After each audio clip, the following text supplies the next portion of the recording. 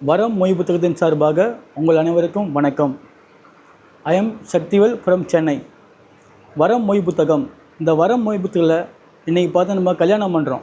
So கல்யாணம் பண்ணும்போது பார்த்திங்கன்னா நம்ம எல்லோரும், நம்ம சொந்தக்காரங்க, ஃப்ரெண்ட்ஸ் எல்லோரும் நமக்கு வந்து மொய் பணம் செய்வது வழக்கம். ஸோ அப்படி நம்ம செய்கிற மொய் பணத்தை நாம் அழகாகவும் சீராகவும் பதிவு செய்ய இந்த வரம் மொய் புத்தகம் உங்களுக்கு உதவியாக இருக்கும்.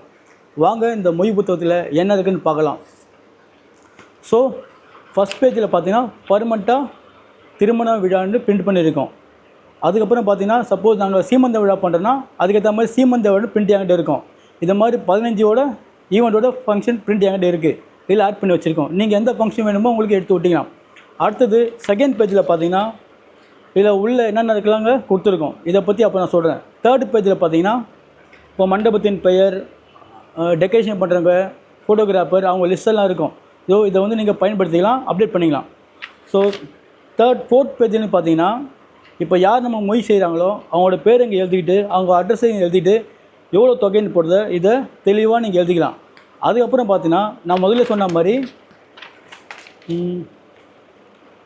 பேஜ் நம்பர் 60 to 73 பார்த்தீங்கன்னா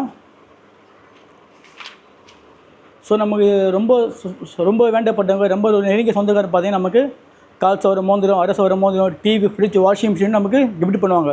ஸோ அவங்கள வந்து நம்ம தனியாக இங்கே பிரிண்ட் போட்டு எழுதி வச்சுருக்கோம்.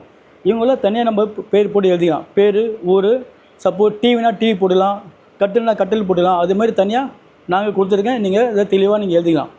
அதுக்கப்புறம் பார்த்தீங்கன்னா இப்போ நம்ம மேரேஜ் பண்ணும்போது பார்த்தீங்கன்னா மேரேஜ் பண்ணுறதுல நமக்கு சீர்வரிசை தருவாங்க பார்த்தீங்களா. ஸோ அது மாதிரி சீர்வரிசை பொறுத்து பார்த்தீங்கன்னா பூஜை பொருட்கள், எவசியல் பாத்திரங்கள், கட்டில், பீரோ, எலக்ட்ரானிக் எல்லாம் ஆல்ரெடி நம்ம எல்லா ஃபங்க்ஷனும் எழுதி தான் பழக்கம். ஆனால் நான் என்ன பண்ணியிருக்கேன் பார்த்தீங்கன்னா அது ஆல்ரெடி பிரிண்ட் பண்ணியிருக்கேன். ஸோ உங்களுக்கு என்னென்ன வேணுமோ அதை நீங்கள் டிக் பண்ணால் மட்டும் போதும். ஸோ இதனால் உங்களுக்கு டைம் சேவ் ஆகும்.